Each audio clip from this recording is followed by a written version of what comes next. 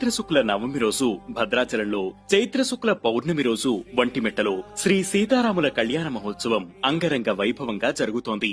సీతారాముల కళ్యాణముతో తమురారండి, శ్రీ సీతారాముల కళ్యాణముతో తమురారండి. ఈ కళ్యాణ వేడుకల్లో వాడే ప్రతి వస్తువు ప్రత్యేకమే, కాని తలంబరాలు మాత్రం మరింత ప్రత్యేకం.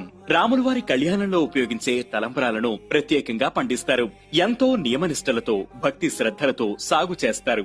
నారు పోయడానికి వినియోగించే విత్తనాలను ప్రత్యేక కలశంలో పెట్టి ఊరేగింపుగా భద్రాచలం, వంటిమెట్ట ఆలయాలకు తీసుకువెళ్లి ప్రత్యేక పూజలు చేస్తారు. ఎంపిక చేసిన పొలంలో కొందరు భక్తులు ఆంజనేయుడు, జాంబవంతుడు, సుగ్రీవుడు, అంగదుడు వంటి వానర వీరుల వేషధారణలతో నాగలి పట్టి పొలం దున్నుతారు. తర్వాత పూజించిన విత్తనాలను ఆ పొలంలో నాటుతారు. ఎటువంటి రసాయన ఎరువులు ఉపయోగించకుండా పంటను పండిస్తారు. కోత కోశాక ఆ వడ్లను సుమారు 7,000 మంది భక్తులు రామనామస్మరణ చేస్తూ గోటితో వలుస్తారు. ఇలా గోటితో వలిచి సిద్ధం చేసిన కోటి తలంబ్రాలకు పసుపు, కుంకుమలు రాసి ప్రత్యేక పూజలు చేస్తారు. తలంబ్రాలలో కలిపే పసుపును కూడా మహిళలు ప్రత్యేకంగా ఏర్పాటు చేసిన రోకళ్లతో దంచుతారు.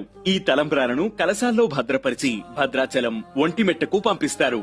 సీతారాముల కళ్యాణానికి సచీదేవి, అహల్య ఇలా కొంతమంది శ్రీరామ ధ్యానం చేస్తూ గోటితో వడ్లను ఒలిచారని పురాణాలు చెబుతున్నాయి. ఇదే స్ఫూర్తిగా ఇప్పటికీ గోటితో ఒలిచిన కోటి తలంబరాలను సీతారాముల కళ్యాణానికి తయారు చేస్తున్నారు.